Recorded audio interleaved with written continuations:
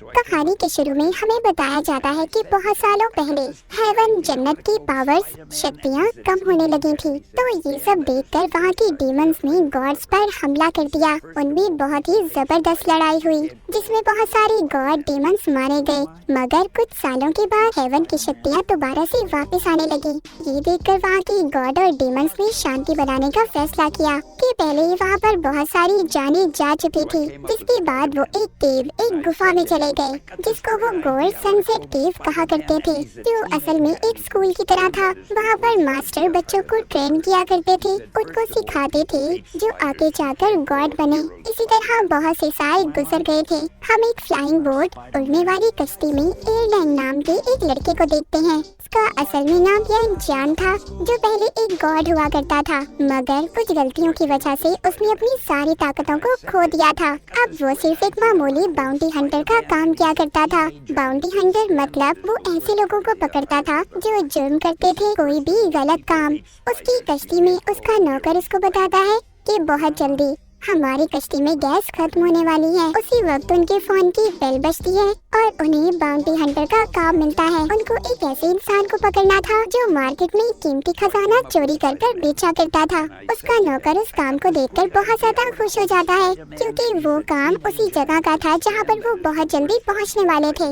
मगर उस इंसान को पकड़ने के लिए उन्हें सिर्फ 20 सोने के सिक्के देने का कहा गया था। वो बहुत कम थे, पर अभी उनके पास खाने तक के पैसे नहीं थे। इसलिए एयरलैंड इस बात को मान लेता है। वो अपनी उस बड़ी सी हवाई कश्ती में से एक छोटी कश्ती को निकालता है और खुद अकेला बैठकर उस शहर के लिए निकल जाता है। वहाँ पर पहुँचते ही वो उस इंसान के बारे में पता करने लगता है और बहुत जल्दी उसको पता भी चल जाता है। को पता चलता है कि वो इंसान रात को एक ही गली में आया जाया करता था। इसीलिए एयरलैंड अब उस गली में जाकर बैठ जाता है। वो अपने वहाँ पर गार्ड के साथ आता है जहाँ पर एयरलैंड भी खड़ा था। वो एयरलैंड से पूछता है, क्या तुम भी यहाँ पर कोई कीमती खजाना लेने आए हो? एयरलैंड उसको मना कर देता है, कहता है नहीं, और उसको बाउंटी हंटर का नोटिस दिखाता है कि तुम्हें गिरफ्तार किया जाएगा। ये देखकर वो इंसान एयरलैंड पर अपने गार्ड से कहता है कि इस पर हमला कर दो। वो एक डीमन गार्ड था जो अपनी बहुत बड़ी कुल्हाड़ी से एयरलैंड पर हमला कर देता है, पर एयरलैंड कुंग-फू जानता था और वो इसी की महारत से उस गार्ड से बच जाता है। वो इंसान ये देखकर अपनी उड़ने वाली कश्ती में बैठकर वहाँ से भाग जाता है। एयरलैंड भी उसका पीछा कर रहा था, मगर रास्ते में एयरलैंड का फ्यूल खत्म हो गया था। अब उसको ऐसा लगता है कि वो उस इंसान को नहीं पकड़ पाएगा, लेकिन बहुत जल्दी एयरलैंड के नौकर आकर उस इंसान को पकड़ लेते हैं जो अपनी बड़ी सी उड़ने वाली शिप में आए थे। एयरलैंड कहता है कि तुमने मुझे कैसे ढूंढा? उसका नौकर बताता है कि आपके डॉग ने आपको सुनकर आपकी जगह का पता लगा लिया था। वहाँ पर एयरलैंड की डॉग आ जाती है जो इंसानी शक्ल भी ले सकती थी और एयरलैंड को भी बहुत पसंद करती थी। अब वो आदमी जिसको एयरलैंड ने पकड़ा था वो कहता है, देखो मुझे छोड़ दो, इसके बदले में मैं तुम्हें 100 सिक्के दूंगा। मगर एयरलैंड उसकी कोई बात नहीं मानता और उसको हेवन की जेल में दे देता है, जिसके बदले उसको 20 सिक्के मिल चुके थे, क्योंकि एयरलैंड अपने काम में बिल्कुल भी बेईमानी नहीं करता था। इसके बाद एयरलैंड जब अपनी शिप में जाता है तो उसके नौकर उसको बताते हैं कि आपसे मिलने कोई आया है। एयरलैंड जब उससे मिलता है तो वो एक प्यारी सी खूबसूरत लड़की थी।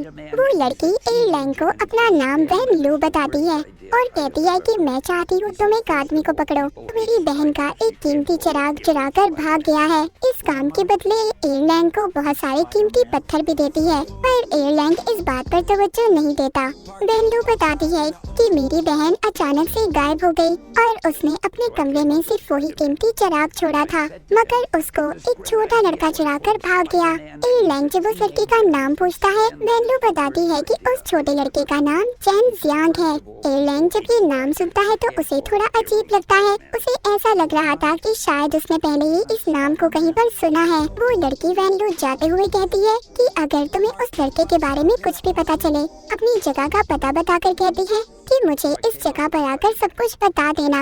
अब जब वो लड़की जा रही थी तो एयरलैंड का नौकर देखकर उसको कहता है कि ये लड़की तो बहुत ही ज्यादा अमीर और खूबसूरत लग रही है, तो ये हम जैसे बाउंटी हंटर से मदद मांगने क्यों आई थी, जबकि हमने तो कभी इतने बड़े बड़े काम भी नहीं किए। ये सुनकर तो एयरलैंड भी सोचने लगा था। दूसरी तरफ हम एक गैस स्टेशन को देखते हैं जहाँ पर सभी उड़ने वाली कश्तियों में फ्यूल भरा जाता था। वहाँ पर वही छोटा लड़का चैन भी था, जो अपने कुछ आदमियों को वहाँ पर लेकर आया था और ये कह रहा था कि हम इस गैस स्टेशन को लूट लेंगे। ये सुनकर वो वहाँ पर सभी गार्ड्स का ध्यान भटकाने लगते हैं और चैन का एक आदमी कैशियर से जाकर सारे पैसे ले लेता है। यहाँ पर सबसे बचकर चैन वहाँ पर अंडरग्राउंड एक जगह पर जाता है, जहाँ पर एक बहुत बड़ा डीमन एक खास लिक्विड की मदद से ये गैस बना रहा था। चैन अपने चाकू की मदद से उस डीमन मॉन्स्टर को मार देता है और अपने पास उस खास किस्म के लिक्विड को रख लेता है। वहाँ पर चैन ने छोटे छोटे डीमंस को भी आजाद करवा दिया था। वहाँ पर अब बहुत बड़ी जंग हो गई थी। सबका ध्यान जब इधर उधर था, तभी चैन वहाँ से एक उड़ने वाली कश्ती में बैठकर वहाँ से भाग गया था। उधर दूसरी तरफ एरलैंग अपने साथियों के साथ एक टेलीपोर्टेशन पोर्ट पर था, जहाँ पर सभी इंसान आकर एक जगह से दूसरी जगह जाया करते थे।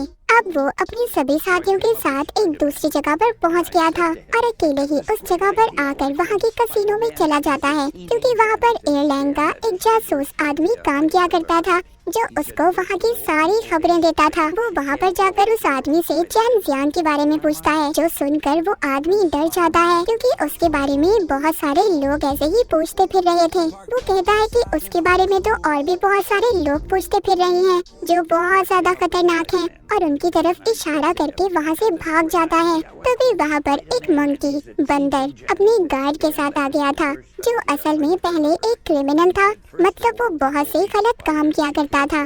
जब एयरलाइन गार्ड था तो उसने इस मंकी को जेल में बंद करवा दिया था। वो मंकी बंदर उसका मजाक उड़ाता है, कहता है पहले तुम कितने अच्छे गार्ड थे ना, अपनी थर्ड आई तीसरी आंख की मदद से पहाड़ को भी चीर देते थे, और अब तो तुम एक मामूली से बाउंटी हंटर बनकर रह गए हो। वो बंदर वहाँ पर सबको बताता है कि ये बंदा जो बैठा है पहले एक महान गॉड हुआ करता था, पर अब ये मामूली सा बाउंटी हंटर है। सब लोग पूछते हैं कि इसकी ताकतें फिर कहाँ पर गई, तो वो वहाँ पर सब लोगों को बताता है कि 12 साल पहले इसकी बहन ने गॉड होने के बावजूद एक इंसान से शादी कर ली थी, जो हेवन जन्नत के असूलों के खिलाफ था। जिसके बाद एयरलैंग ने अपनी बहन को एक पहाड़ में कैद कर दिया था। इसकी बहन ने कैद होने से पहले इस पर एक जादुई चिराग से बहुत बड़ा हमला किया, जिससे इसकी तीसरी आँख बिल्कुल खत्म हो गई, जिससे इस बेचारे की सारी ताकतें खत्म हो गई। अब वो बंदर वहाँ पर अपने गार्ड से एयरलैंग पर हमला करवाने वाला था, क्योंकि एयरलाइन जब गार्ड था तो उसने इस बंदर को बहुत तंग किया था। तभी वहाँ पर दो ताकतवर भाई आ जाते हैं, जो चैन जियांग को ही ढूंढ रहे थे। वो पैसे के लिए काम किया करते थे और चैन जियांग को भी ढूंढने के लिए उन्हें किसी ने पैसे दिए थे। वो वहाँ पर से उस बंदर और उसके गार्ड को डराकर भगा देते हैं, जिसके बाद वो एयरलाइन के पास आते हैं और उससे पूछते हैं कि अभी हमने सुना कि तुम चैन जियांग के बारे में बात कर रहे थे। वो कहता है हाँ, पर वो दो ताकतवर भाई कहते हैं कि उस लड़के को तो हम भी ढूंढ रहे हैं, तो तुम इन सब पे ना ही पड़ो तो अच्छा होगा तुम्हारे लिए। पर एयरलैंग उनकी किसी बात पर कोई ध्यान नहीं देता और वहाँ कसीनो से बाहर चला जाता है। जब बाहर आता है तो वो चैन को देखता है, जो अपने ही आदमियों से बचकर भाग रहा था, इसीलिए अब उसकी आदमियों ने चैन को घेर लिया था। चैन का लीडर उसे कहता है कि तुम्हारी वजह से उस गैस स्टेशन पर हमारे बहुत सारे आदमी मारे गए, और मैंने सुना है तुमने वहाँ से एक खास किस्म का लिक्विड चुराया है, देखो तुम वो मुझे दे दो वरना हम लोग तुम्हें मार देंगे। और ये सुनकर कहता है कि आपको इन सब के बारे में किसने बताया। तभी वहाँ पर वही बंदर अपने डीमन मॉन्की गार्ड के साथ आ गया था, जो कहता है कि हाँ मैंने बताया है इन सबको, क्योंकि वो बंदर उस दिन गैस स्टेशन पर ही था और उसने चैन को वो खास किस्म का लिक्विड चुराते हुए देख लिया था। जिसके बाद चैन अपना चाकू निकालकर उन सबसे लड़ने वाला था। वो तभी वहाँ पर एयरलाइन को देखता है और उसको वो जादुई लिक्विड पकड़ाकर अपने साथियों से लड़ने लगता है, पर उसके साथी अब एयरलाइन पर भी हमला करने वाले थे। एयरलाइन कहता है अरे अरे रुक जाओ, मैं तो इस लड़की को जानता भी नहीं हूँ, मगर फिर भी वो उस पर हमला कर रहे थे। वो बंदर भी वहाँ से डरकर भाग गया था, जिसने सब कुछ इनको बताया था। चैन वहाँ पर अपने सभी साथियों से मुकाबला करता है और आखिर में अपने लीडर को मार देता है। वहाँ पर एयरलाइन उससे कहता है तुम्हें अपने लीडर को नहीं मारना चाहिए था, जो सुनकर चैन कहता है अगर मैं इन्हें ना मारता तो ये आगे जाकर मेरा इससे भी बुरा हाल करते। जिसके बाद वो उससे अपना जादुई लिक्विड मांगता है। एयरलाइन भी उसको वो लिक्विड दे देता है। एयरलाइन जान चुका था कि यही लड़का चैन जियांग है। वो कहता है तुम्हें पकड़ने के लिए मुझे कॉन्ट्रैक्ट दिया गया है, वहाँ पर अचानक से जब एयरलाइन का ध्यान भटकता है तो चैन तो वहाँ से भाग गया था। वहाँ पर अब वही दो ताकतवर भाई भी आ गए थे, जो लीडर के जिस्म पर जब निशान देखते हैं तो वो समझ गए थे कि इनको चैन ने मारा है, क्योंकि उनके जिस्म पर चैन के चाकू के निशान थे। वो इस बारे में एयरलाइन से पूछते हैं। एयरलाइन कहता है वो तो यहाँ से भाग गया, पर तुम उसके पीछे क्यों पड़े हो? मुझे इस बात की समझ नहीं आ रही। वो दोनों ताकतवर भाई कहते हैं ये बात तो जाकर तुम अपने मास्टर से पूछो, चैन भी उन्हीं का स्टूडेंट है। ये सुनकर तो एयरलाइन हैरान हो जाता है, क्योंकि इस बारे में एयरलाइन भी कुछ नहीं जानता था।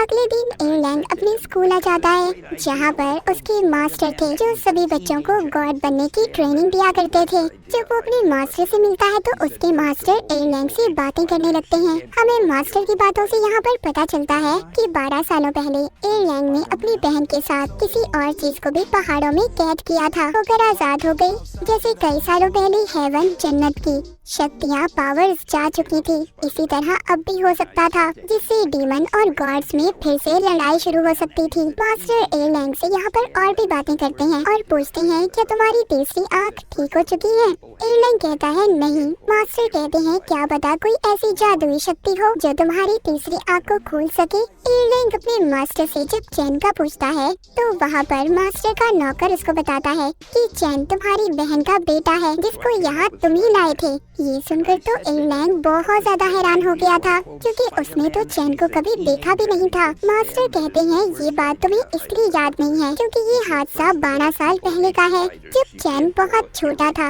ये कह लो कुछ महीनों का, जब तुम यहाँ पर उसे लाए थे। और मैंने भी उसको यहाँ इस स्कूल में रख लिया था, पर मैं नहीं जानता था कि वो अपने एक सीनियर स्टूडेंट को मार देगा और एक कातिल बन जाएगा। मास्टर अब उस स्टूडेंट की लाश दिखाने के लिए एयरलाइन को अपने नौकर के साथ भेजते हैं, जहाँ उस जगह पहुँचने के बाद एयरलाइन उस स्टूडेंट के जिस्म पर अजीब सा निशान देखता है। साथ ही उसको नौकर की बातों से ये भी पता चलता है कि चैन एक आदमी से जाकर मिल चुका है जो पहले एक गॉड हुआ करता था।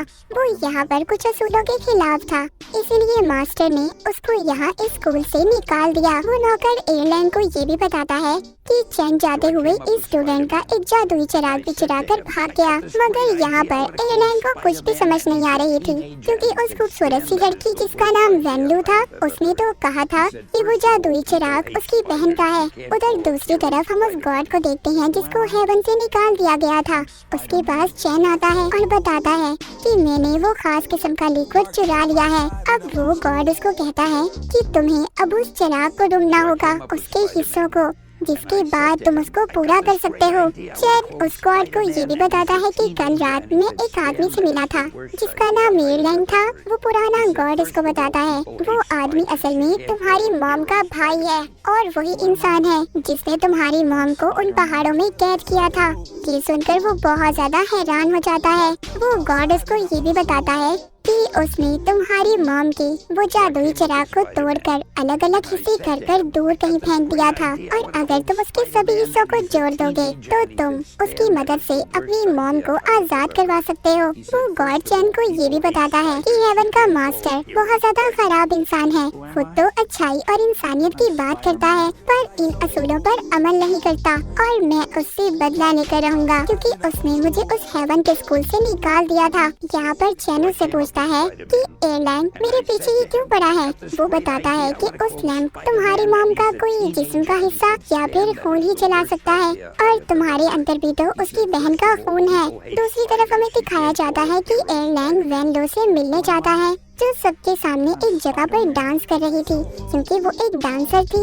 जिसके बाद वो अब वेनलू से मिलता है और उसे कहता है कि तुमने तो कहा था कि वो जादुई चिराग तुम्हारी बहन का है, पर वो तो असल में मेरे स्कूल के एक स्टूडेंट का है। वेनलू से कहती है कि तुम्हें कुछ बातों का ना पता चले तो ही अच्छा है, और अपनी एक जादुई शीशे में उसको ख्यालों की दुनिया में फंसा देती है। उन ख्यालों में एयरलाइन अपनी मॉम को देखता है जो उसे कह रही थी कि बेटा उस पहाड़ में से अपनी बहन को आजाद कर दो। यहाँ पर हमें पता चलता है कि एयरलाइन ने पहले भी उस पहाड़ को खोला था। जब उसको होश आता है तो वहाँ से वेनलू जा चुकी थी और उसके लिए एक कागज पर जहाँ पर चैन रहा करता था उसका पता लिख कर गई थी। अब उसी की मदद से एयरलाइन वहाँ तक पहुँच जाता है। वो वहाँ पर एक छोटी सी टूटी हुई कश्ती में चैन को देखता है जो उस जादुई चिराग को ढूंढने की प्लानिंग कर रहा था। यहाँ पर आकर एयरलाइन उससे कहता है कि तुम्हें स्कूल में उस स्टूडेंट को नहीं मारना चाहिए था। चैन कहता है कि तुम्हें उस स्टूडेंट की बड़ी फिक्र है, तुमने कभी भी मेरे बारे में तो आकर नहीं पूछा। वो स्टूडेंट मुझे रोजाना मारता था, मुझे खाना भी नहीं खाने देता था, इसीलिए मैंने उसे मार दिया। तभी वहाँ पर वही दो ताकतवर भाई आ जाते हैं जो चैन को ढूंढ रहे थे। वो यहाँ पर चैन को गिरफ्तार करने आए थे। एयरलैंग जब उनको देखता है तो चैन को यहाँ से भागने का कहता है, मगर तभी वहाँ पर वो कागज पर बना हुआ लाइट हाउस का नक्शा देखता है, जिससे उसे पता चल चुका था कि चैन यहाँ से उस जादुई चिराग को ढूंढने वाला है। अब वहीं पर वो ताकतवर भाई आकर एयरलैंग से कहते हैं कि हमने तुम्हें कहा था ना कि तुम हमारे काम के अंदर मत आओ, वरना अच्छा नहीं होगा, और तुम फिर भी बाज नहीं आए, तुम यहाँ पर भी आ गए। मगर एयरलैंग कहता है मैं तो अपना काम करूँगा। जिसके बाद उन दोनों भाइयों को बहुत गुस्सा आ गया था। वो अपने दोनों जादुई हथियार निकाल लेते हैं, जिनमें से एक उनके पास एक जादुई छतरी थी और एक जादुई गिटार, जिसको बचाने से वो एयरलैंग पर हमला कर रहे थे। एयरलैंग उनसे बचने की कोशिश कर रहा था और वो अपनी जादुई सीटी भी बजाता है, जिसकी मदद से वो उनके वार से बच रहा था। तभी वहाँ पर उन दोनों भाइयों का एक तीसरा भाई भी आ जाता है, जिसके पास एक जानवर था और वो उस जानवर की मदद से एयरलैंग को पकड़ लेते हैं और उसको हेवन के जेल में डाल दिया जाता है, ये कहकर कि उसने एक खूनी के भागने में मदद की है। वो ऐसा इसलिए कर रहे थे ताकि एयरलैंग दोबारा उनके काम में न आए। एयरलैंग वहाँ पर उसी आदमी को भी देखता है जो कीमती खजाना चुराया करता था और उसको मार्केट में बेचा करता था, पर वो उस पर ज्यादा ध्यान नहीं देता और आराम से लेट जाता है। पर तभी वहाँ पर उसके नौकर आकर उस जेल पर हमला कर देते हैं, जिसके बाद एयरलैंग और वो आदमी दोनों वहाँ की गार्ड्स को चकमा देकर भाग गए थे और अपनी बोट में बैठकर वहाँ से चले जाते हैं। वहाँ जेल का गार्ड जो कि एक ड्रैगन था, वो उनको रोकने की कोशिश कर रहा था, पर वो अपनी कोशिशों से वहाँ से भाग गए थे। उधर दूसरी तरफ हम चैन और उसी पुरानी गॉड को देखते हैं जो अपने टाइगर के साथ था। वो लाइट हाउस की तरफ आ गए थे, जिसके बारे में उन्हें पता चला था कि जादुई चिराग वहीं पर है। उन तीनों भाइयों का एक चौथा भाई चैन का इंतजार कर रहा था। वो चारों भाई ये नहीं चाहते थे कि चैन उस चिराग के हिस्सों को जोड़कर उसे जलाकर उस पहाड़ के गेट को खोलकर अपनी मॉम को आजाद करवाए। पुराना गॉड उस चौथे भाई से लड़ने की कोशिश कर रहा था, पर वो बहुत ज्यादा ताकतवर था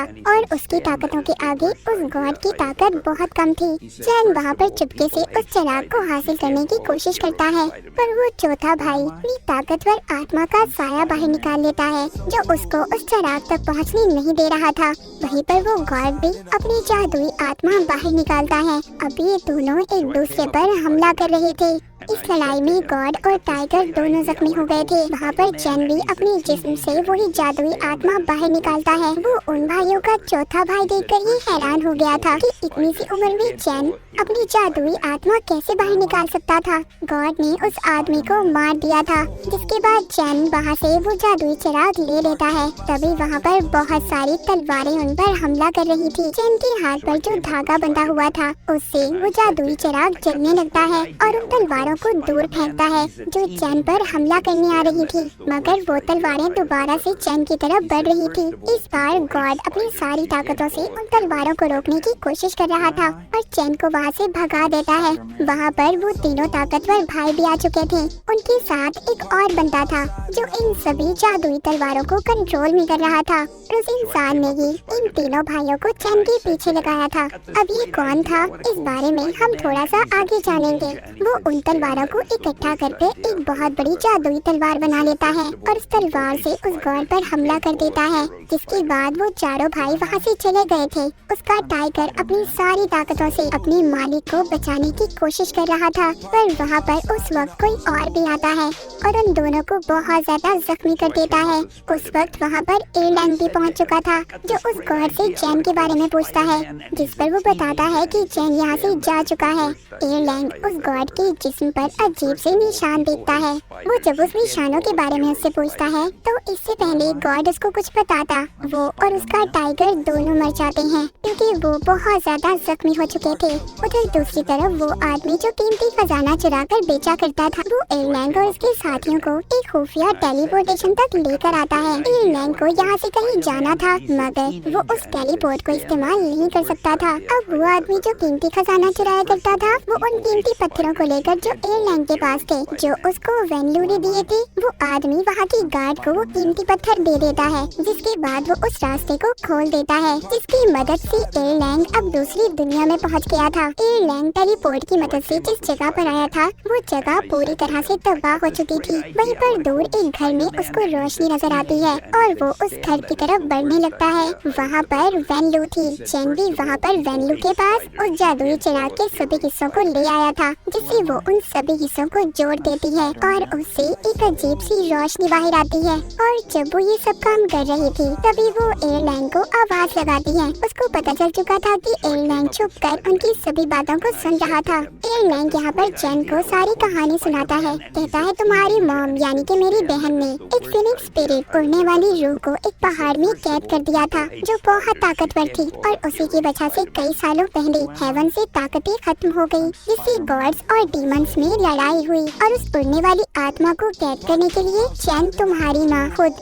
उस पहाड़ में कूद गई और मुझको उसका गेट बंद करने का कहा। इसी वजह से तीसरी आंख की मदद से जब उसको बंद किया और मैंने भी अपनी सारी ताकतों को खो दिया और मैं जानता था कि मेरी बहन का एक बेटा भी है, मैंने उसको अपने स्कूल के मास्टर के हवाले कर दिया। चैन कहता है कि अगर ये सब कुछ सच है तो तुम मुझसे कभी क्यों नहीं मिले। वो कहता है कि मास्टर ने मुझे मना किया था कि जब तक तुम बड़े नहीं हो जाते तब तक मैं तुमसे नहीं मिल सकता। चैन यहाँ पर वेनलू से कहता है आंट क्या ये सब कुछ सच है। ये सुनकर एयरलाइन हैरान हो जाता है। अब वेनलू बताती है कि हाँ मैं तुम्हारी बहन की बहुत अच्छी दोस्त हूँ और उन दोनों को सच्चाई बताने के लिए एक ऐसी जगह पर ले जाती है जहाँ पर से पहाड़ नजर आता था जिसमें वो उड़ने वाला फिनिक्स परिंदा और चैन की मॉम की आत्मा कैद थी। वेनलू बताती है कि उस फिनिक्स को सिर्फ तुम्हारे मास्टर ने कैद किया हुआ है। ये सब झूठ है कि उससे हेवन को ताकत मिलती है, पर असल ताकत तो वो मास्टर लेता है और इसीलिए उसने उस फिनिक्स को कैद किया हुआ है। एयरलाइन कहता है नहीं ये झूठ है और तुम तो जानती हो कि कई सालों पहले हेवन की ताकतें पावर्स इसी वजह से चली गई थी। वो ये भी बताती है कि उसके पीछे सिर्फ तुम्हारे मास्टर का हाथ है और वही है उस फिनिक्स उस परिंदे की आत्मा को आजाद नहीं करना चाहता क्योंकि उसकी वजह से उसे बहुत ज्यादा ताकतें मिलती हैं। एयरलाइन जब ये सुनता है तो उसे इन सब बातों पर यकीन नहीं होता। कहता है कि इन सब बातों का मैं अपने मास्टर के पास ही जाकर पता करूंगा। वो चैन को भी अपने साथ ले जाने का कहता है पर वेनलू चैन को मना कर देती है और कहती है नहीं तुम इसको अपने मास्टर के पास नहीं लेकर जाओगी क्योंकि वेनलू तो सिर्फ उस पहाड़ का गेट खुलवाना चाहती थी जिसमें चैन की मॉम कैद थी। जब वो चैन को ले जाने से मना करती है तो एयरलाइन कहता है कि मुझे शक है कि तुम हमसे झूठ बोल रही हो। तभी वेनलू अपने जादुई धागे से उस पर हमला करती है और उसको जाने से रोकती है। अब यहाँ पर एयरलाइन को पता चल चुका था। वो उसको कहता है कि तुम झूठ बोल रही हो, मैं जान चुका हूँ कि उस गॉड और उसके टाइगर को भी तुम्ही ने मारा था। जब चैन ये सुनता है तो हैरान हो जाता है। वेनलू से कहता है उन दोनों को क्यों मारा और अगर तुमने मेरे सीनियर को भी मारा था तो उसका इल्जाम मेरे ऊपर क्यों आया। वो बताती है कि कई सालों पहले उस गॉड को मास्टर ने हेवन से बाहर निकाल दिया था और तभी तुम्हारी मॉम भी उस पहाड़ में कैद हो गई, जिसके बाद वो मुझसे मिला और हम दोनों ने मिलकर ये फैसला किया कि हम तुम्हें ढूंढकर तुम्हें इस्तेमाल करेंगे क्योंकि तुम ही थे उस जादुई चिराग को जला सकते थे। वेनलू बताती है जब मुझे पता चला कि तुम्हें एक स्टूडेंट तंग करता है और इसी बात का फायदा उठाकर मैंने उस सीनियर स्टूडेंट को अपने जादू से कोमा में डाल दिया। सबको यही लगा कि वो मर गया है, जिसके बाद वो गॉड तुमसे मिला जिसने तुम्हें बताया कि कैसे तुम उस जादुई चिराग को ला सकते हो। पर जब तुम उसको लेने गए तो उन 3 ताकतवर भाइयों ने वहाँ पर हमला कर दिया और तभी वहाँ पर मास्टर ने भी उस गॉड पर हमला किया था। वो बहुत ज्यादा तकलीफ में था और मैंने ही उसे मारा था ताकि उसे ज्यादा तकलीफ ना हो। ये सब सुनकर एयरलाइन उस पर हमला करने लगता है और कहता है ये सब तुम्हें नहीं करना चाहिए था। ये सुनते ही चैन वहाँ पर उस जादुई चिराग से अपने जिस्म में से अपनी जादुई आत्मा बाहर निकालता है, पर वो उसको ज्यादा देर नहीं रोक पाता, जिसकी वजह से वो बेहोश हो गया था। वेनलू भी वहाँ से भाग जाती है। जब चैन को होश आता है तो उसके हाथ पर वो धागा नहीं था जो उसने बांधा हुआ था। एयरलाइन उसको वो धागा दिखाकर कहता है कि ये तुम्हारी मॉम ने अपने बालों से बनाया था और ये भी कहता है कि चलो हम पहाड़ों की तरफ खुद ही चलते हैं और पता करते हैं कि आखिर सच क्या है, कौन सच बोल रहा है। चैन भी एयरलाइन के साथ जाने के लिए तैयार हो गया था। दोनों अब पैदल ही सफर करते हैं। चैन एयरलाइन के साथ चलते हुए उसका कुंग-फू भी सीख चुका था। ये दोनों अब चैन की मॉम के घर पहुंच गए थे जहां पर चैन के सभी खिलौने थे। जब वो उनको देखता है तो थोड़ा सा उदास हो गया था। उधर ही एयरलैंग अपने हाथ से एक खुफिया दरवाजा खोलता है। एयरलैंग उस दरवाजे से चैन को उस पहाड़ की तरफ लेकर जाता है जहाँ पर उसकी मॉम कैद थी। वहीं पर उसकी कुल्हाड़ी भी थी जिसकी मदद से उसने सालों पहले फिनिक्स को कैद किया था। वो देखता है कि उस फिनिक्स के पर बाहर निकल रहे थे। अब एयरलैंग को वेनलू की बातों पर यकीन होने लगा था जिसने उसे बताया था कि फिनिक्स आहिस्ता आहिस्ता खुद ही आजाद हो जाएगा। वहीं पर दूर बैठा वो किसी को देखता भी है। जब पास जाकर देखता है तो उन्हें पता चलता है कि वो तो वेनलू थी जिसको किसी ने कैद किया हुआ था। जब ये उसके पास जाकर उसको छुड़वाने की कोशिश करता है तो वेनलू कहती है, नहीं मत आओ मेरे पास, एक जाल है हमें फंसाने का। लेकिन बहुत देर हो जाती है। एयरलैंग एक जाल में फंस चुका था। वहीं पर तीनों ताकतवर भाई भी आ गए थे जो वहीं पर छुपे हुए थे। उन्होंने चैन को पकड़ लिया था। यहाँ पर पता चलता है एयरलैंग जब बहुत छोटा था तो वो फिनिक्स किसी और पहाड़ में कैद था। उस वक्त भी वो फिनिक्स बाहर आना चाहता था मगर एयरलैंग की मॉम ने उसकी बहन की तरह ही खुद की कुर्बानी दे दी और उस पहाड़ में जाकर खुद को कैद कर लिया। अब यहाँ पर हमें वो आदमी भी दिखाया जाता है जिसके बारे में वेनलू ने बताया था, यानी कि मास्टर ही इन सब के पीछे था। जादुई घेरे में कैद एयरलैंग उससे पूछता है कि आखिर आपने मुझे यहाँ पर क्यों कैद किया है? यहाँ पर तो कोई भी बहुत जल्दी राख बन सकता है। मास्टर एयरलैंग को बताते हैं कि तुमने ही बहुत सालों पहले अपनी मॉम को आजाद करवाने के लिए इसी जादुई चिराग की मदद से उस फिनिक्स को आजाद कर दिया था, जिसके बाद तबाही आ गई। गॉड्स और डेमंस में लड़ाई हुई और इसी वजह से हेवन की सारी ताकतें चली गई थी। फिर जब दोबारा तुम्हारी बहन ने उस पहाड़ में कूदकर खुद को फिनिक्स के साथ कैद किया, जिसके बाद दोबारा से हेवन की ताकतें आई। और अब मैं ये नहीं चाहता कि तुम्हारी बहन का बेटा दोबारा से अपनी मॉम को आजाद करवाने के लिए इस फिनिक्स को आजाद करते और दोबारा से हेवन की ताकतें चली जाएं। वेनलू जब ये सुनती है तो कहती है कि तुम्हें कोई और रास्ता अपनाना चाहिए। तुम हर बारी एयरलैंड की फैमिली में से एक औरत को इस फिनिक्स के साथ कैद कर देते हो और तुम जानते हो कि ये फिनिक्स किसी न किसी दिन खुद आजाद हो जाएगा। पर वो मास्टर उसकी कोई बात नहीं सुनता। वेनलू और चैन को भी एयरलैंड के साथ कैद कर देता है। वहाँ पर जो 3 ताकतवर भाई थे वो भी उन पर हमला कर रहे थे, मगर उनके हमले को रोकने के लिए चैन अब उस जादुई चिराग से एक शील्ड बना लेता है। उसका साथ एयरलैंड और वेनलू भी दे रहे थे। तभी वहाँ पर उस फिनिक्स का पैर आकर इस जादुई घेरे में एक कट लगा देता है। ये सब आजाद हो गए थे। एयरलैंड जब ये देखता है कि ये फिनिक्स कितना ज्यादा ताकतवर है तो वो जाकर इसके पर को पकड़ लेता है और इसकी ताकत से अपनी तीसरी आँख को भी खोल लेता है। एयरलैंड दोबारा से गॉड बन गया था। वो अपने मास्टर से कहता है कि मैं बिला वजह आपको लोगों की जान नहीं लेने दूंगा। एयरलैंड जो अब गॉड बन चुका था वो अपनी ताकत से अपनी जादुई आत्मा को बाहर निकालता है और वहाँ पर तीनों ताकतवर भाइयों पर हमला कर देता है। वो सभी भी अपनी जादुई आत्मा बाहर निकाल लेते हैं। इससे एयरलैंड जख्मी हो गया था। वो दूर जाकर गिरता है मगर अभी भी उसने हार नहीं मानी थी। वो अपनी तीसरी आँख की मदद से अपनी जादुई कुल्हाड़ी को उठा लेता है, जिसके बाद वो गुस्से में अपने मास्टर और तीनों ताकतवर भाइयों को एक ही झटके में मार देता है। पर अपने मास्टर को मारते हुए उनके साथ बिताए हुए पल याद आ रहे थे। अब एयरलैंड ने उन ताकतवर भाइयों और अपने मास्टर को मार दिया था, जिसके बाद चैन और वेनलू भी उस जादुई घेरे से आजाद हो गए थे। वो वहाँ पर उस फिनिक्स के जादुई परों को देखते हैं। एयरलैंड चैन को वो जादुई चिराग देकर कहता है कि तुम इस पहाड़ के गेट को खोल दो, क्योंकि मैं जानता हूँ एक न एक दिन ये फिनिक्स बाहर जरूर आएगा। अब वो अपनी ताकत से उस पहाड़ को खोल देता है, जिससे वो तीनों नीचे गिर गए थे। चैन इधर उधर अपनी मॉम को ढूंढ रहा था। जल्दी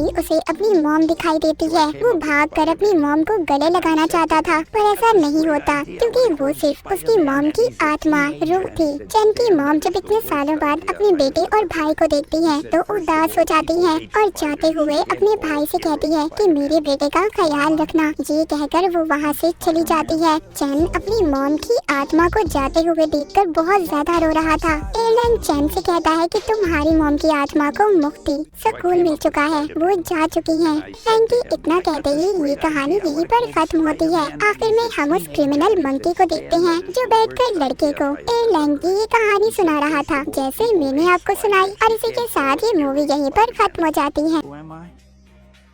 I'm Spider-Man. Parked up outside in the old school.